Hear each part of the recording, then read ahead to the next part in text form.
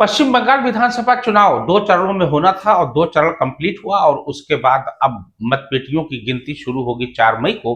और 4 मई को ये तय हो जाएगा कि पश्चिम बंगाल का अगला मुख्यमंत्री कौन। तमाम सर्वे इस समय बीजेपी के पक्ष में है और बीजेपी को पूर्ण बहुमत के साथ जिता रहे हैं। लेकिन ममता बनर्जी सेकेंड फेज में बहुत ही अच्छा काम कर चुकी हैं। इससे पहले 2016 में ममता बनर्जी ने जब दूसरे चरण के चुनाव की मतपेटी खुली थी, तो उसमें से 145 में से 123 सीट जीत कर बम्पर जीत हासिल की थी। और इस बार भी दूसरे फेज में ममता बनर्जी को वोट बहुत ज्यादा मिला है। और वोटिंग परसेंटेज की अगर बात कर लिया जाए तो पश्चिम बंगाल में मुसलमान एकजुट थे और इस बार मुसलमान इधर से उधर भटके भी नहीं। पूरा वोट ममता बनर्जी को पड़ा है और यहां तक कि महिलाओं का भी पूरा वोट लगभग लगभग ममता बनर्जी को पड़ा है।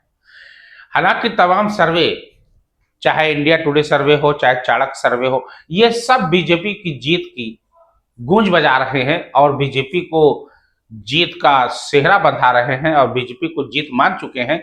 लेकिन ऐसा माना जा रहा है कि ममता बनर्जी ने सेकेंड फेज में बहुत ही चमत्कारी प्रदर्शन किया है और निश्चित रूप से 2000, मैं कहता हूं 21 के तर्ज पे ऐसा ना हो कि 2026 में भी दूसरे चरण की मतपेटी में ममता बनर्जी बहुत आगे निकल जाए, अपूर्ण बहुमत के साथ सरकार बना ले।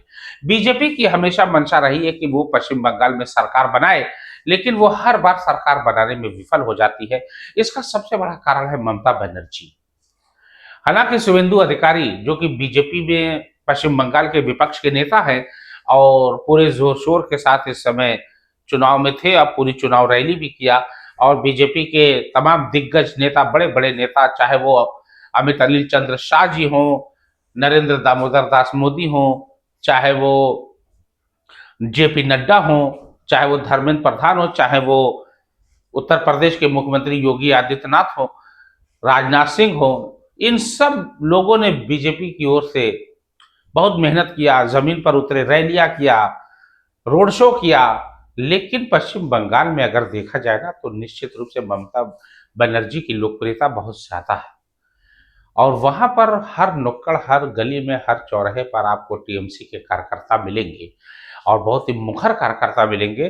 और निश्चित रूप से मैं एक बात बता दूं कि पहले चरण में बीजेपी, ऐसा प्रतीत होता है मेरे हिसाब से, कि थोड़ा आगे निकलती नजर आ रही है। लेकिन दूसरे चरण में ममता बनर्जी ने बहुत ही अच्छा प्रदर्शन किया है और निश्चित रूप से हो सकता है कि वो शायद आगे निकल जाएं, क्योंकि 2021 में एक चमत्कारिक प्रदर्शन किया था दूसरे चरण में ममता बनर्जी ने और 145 में से 123 सीट लगभग जीत गई थी। मैं ये नहीं कहता कि पिछली बार का प्रदर्शन इस बार ममता बनर्जी दोहरा पाए या ना दोहरा पाए, लेकिन एक बात तो तय है कि दूसरे चरण में ममता बनर्जी का प्रदर्शन बहुत ही अच्छा रहा है और उम्मीद से भी ज्यादा अच्छा।